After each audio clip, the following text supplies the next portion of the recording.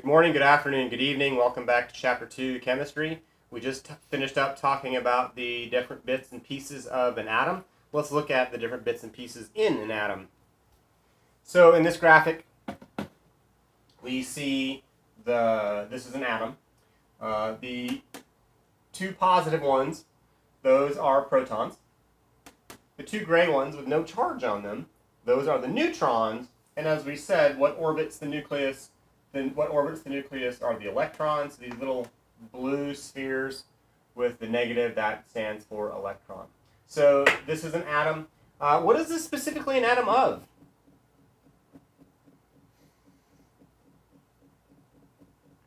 This is an atom of helium. How did I know this is an atom of helium? It is an atom of helium because it has two protons. Elements are defined by their numbers of protons. It is helium because it has two protons. It is carbon because it has 6 protons. The number of protons defines the element. If you change the number of protons, you change the element.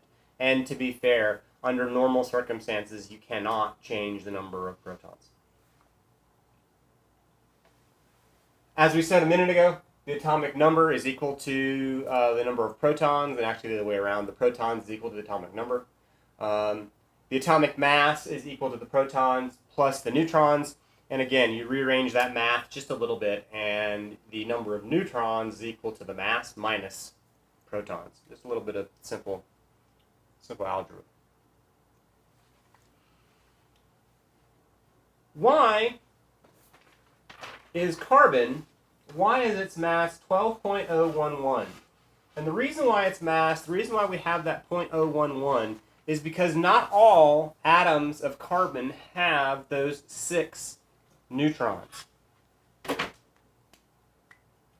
What is carbon's mass? Carbon's mass is 12, rounded to the nearest whole number. What are the only things in an atom that have mass that we count? And that's the protons and neutrons. We know that carbon has 6 protons. How do we know it has 6 protons? Because its atomic number is 6. So that's 1, 2, 3, 4, 5, 6 protons. If its mass is 12, then that means it also has 6 neutrons. I'm going to draw those as X's so we can keep separate.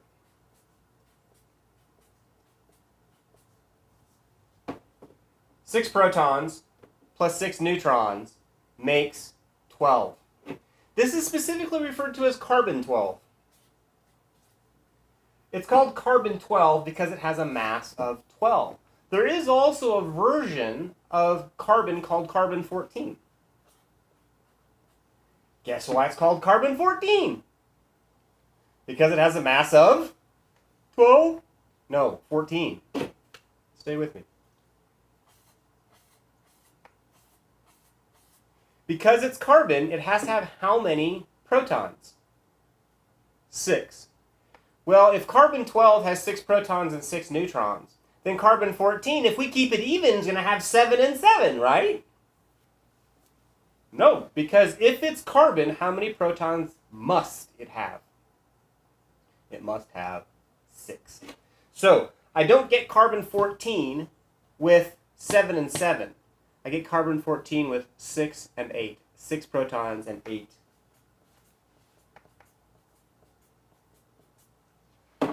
8 neutrons. 6 protons, 8 neutrons. 6 plus 8 equals 14. There are several naturally occurring isotopes of carbon. The most common is carbon-12 and carbon-14. The isotopes are the different atoms of an element that have their different masses. Carbon-12 is one isotope of carbon. Carbon-14 is a heavy isotope of carbon. Heavy just means heavy relative to its normal. What is the normal mass of carbon? The normal mass of carbon is 12. So if the normal is 12, then 14 is heavy. So, isotopes.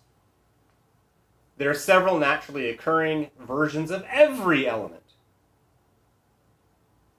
What we do is we take into account the relative percentage of each isotope.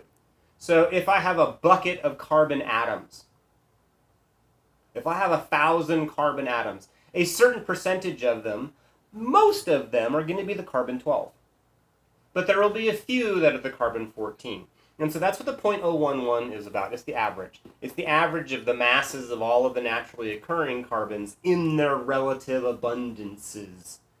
All right? So it's just the average of the mass. And if you were to wipe your finger across a piece of coal, and it were to come back black with soot from the coal, you would literally have an uncountable number of billions of carbon atoms on your finger.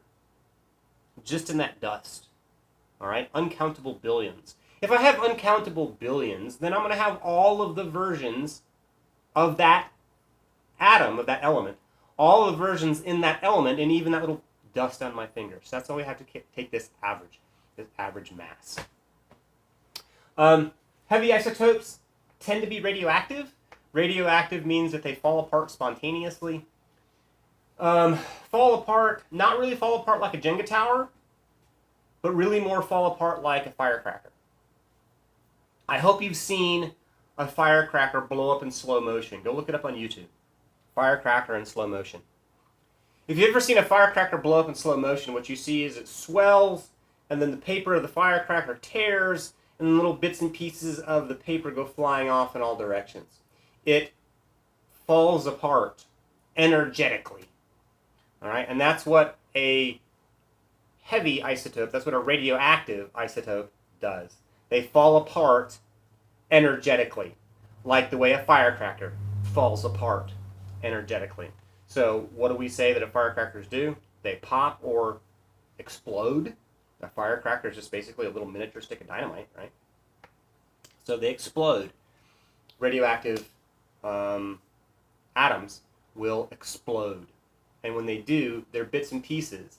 The neutrons, the protons, the electrons are shattered and sent out in all directions, and we call that radiation.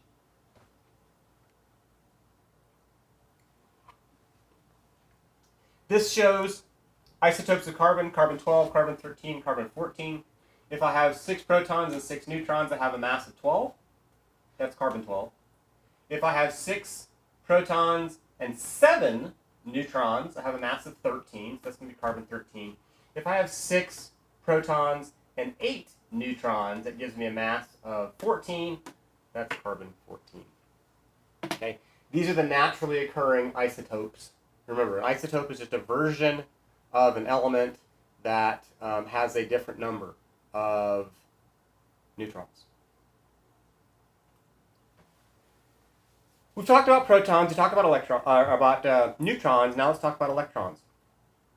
Electrons are found in shells that orbit the nucleus. Sort of like, it's not perfect, but sort of like the way the planets orbit the sun. They orbit at different distances from the sun. It's not exactly how electrons work, but for our purposes, it's close enough. So just imagine that there are different distances that electrons will orbit the nucleus of an atom. And let me talk about that for just a second before I go on. We use this term nucleus to talk about the center of an atom, and we use this term nucleus to talk about the center of a cell. Please understand they are in no way similar. The only thing that they have in common is they are the center of their respective structures.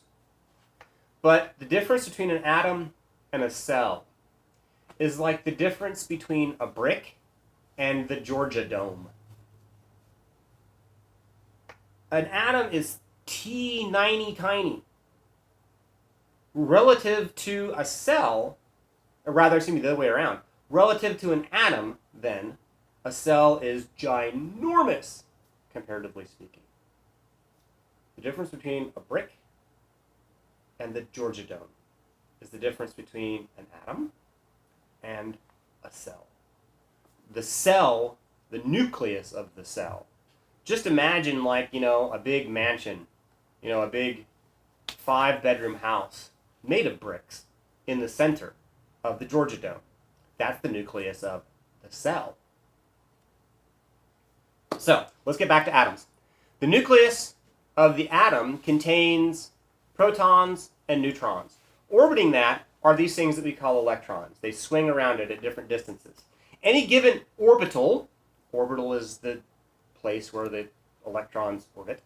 Any given orbital can hold 2 electrons. These orbitals are arranged into structures called shells. That gets a bit more complicated, but the short answer, the short definition, is that the first shell only has 1 orbital, which means it can hold, that first shell can hold how many electrons total? 2, because each orbital can only have 2. We fill that first shell and we open up the second shell. The second shell has 4 orbitals, so it can hold a total of how many electrons?